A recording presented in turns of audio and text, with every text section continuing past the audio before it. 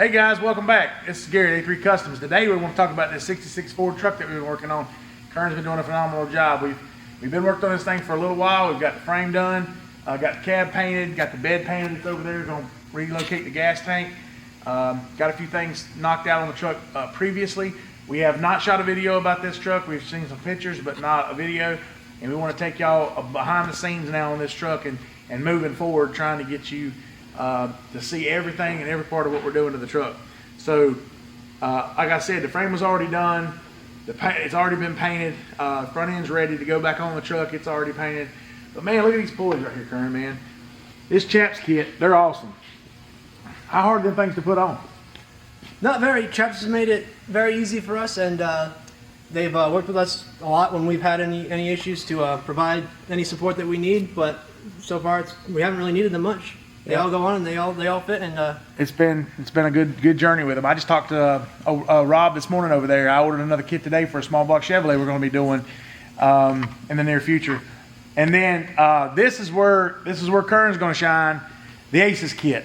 He hands down, man. These guys here are performing like nobody's business. Tell us about hooking them up, Kern. I know you do all the wiring here in the building. And you put all these kits on all these motors. What do you think, man? What do you think about that? They've made it very plug and play for us. They've taken most of the headache out of the entire process. Of course, you still need to make sure that everything's up and out of the way of harm, but there's only a handful of connections that you need to make the throttle body style system that they've developed work. And we start them up. Most of the time, we don't even need to really adjust too much because it learns based on a few. How big you tell it how big the motor is, and I think one other thing, and it will learn most of it from there, and you don't have to interact with it too much unless you really want to. And they've proven to be a very effective solution for us in terms of getting people onto the path of injection. And these 8-inch handhelds, man, they're really easy to work with. I mean, they used to come with the 5s and then went to 7s, and now, man, these 8s are almost tablets. And you know, I'm not saying anything, but I might have heard them say something about maybe a 12-inch. So you know what that means? We don't get digital dashes no more. We do 12 inches. We're going to make custom screen holes and put a 12-inch in there if they ever come up with that. So, hey, Aces, go ahead and get that done because, you know, we bet on y'all. That was inside. Okay, so now look at this Master Power brake stuff we put on this truck, man. This is amazing. These carbon fiber boosters, they're awesome. And you can buy this exclusively through A3 Customs. We put this on all our builds if you opt for it. Again, we're trying to get better and get better quality stuff. So Master Power Brakes has done a deal with us, man, down there. They've been awesome. We've done this whole truck of Master Power Brakes, and they've been phenomenal to put on, ain't they, Kern? I mean, we've had really good success with them.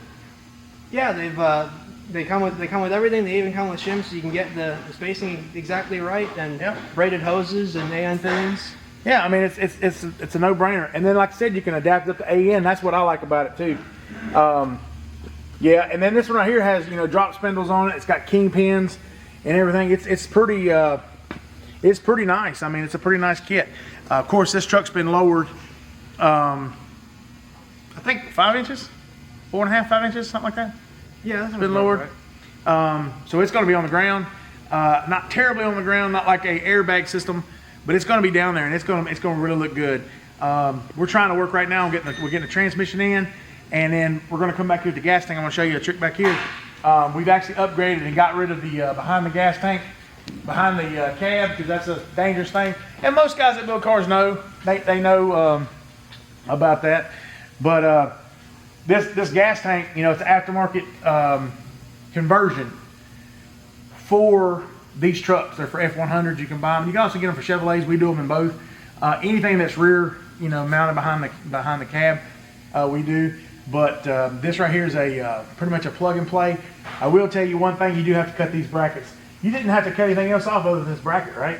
Take this off. No, just has to be relocated back about 1.5 inches or so. So you have to relocate this cross member about 2 or 3 inches to get this tank in, but you know it bolts in from the bottom side, and then you have plenty of access. It comes with this right here. The fill tube sits really below this. So you can actually run a hose up and it won't be kinked at the bottom of the bed. And then inside our bed, at the post, we're going to do a little trick situation there for the gas fill. So talked to the customer about it. He was cool with it. So that's one of the things we're going to do. But you know, we're head over heels on this build right now. We're trying to get it wrapped up. Thank you for watching today's video on this F100, and we will show you some more content. And then what are they supposed to do, Kern? Like and subscribe. That's right. Like and subscribe our channel. Thank you very, very much.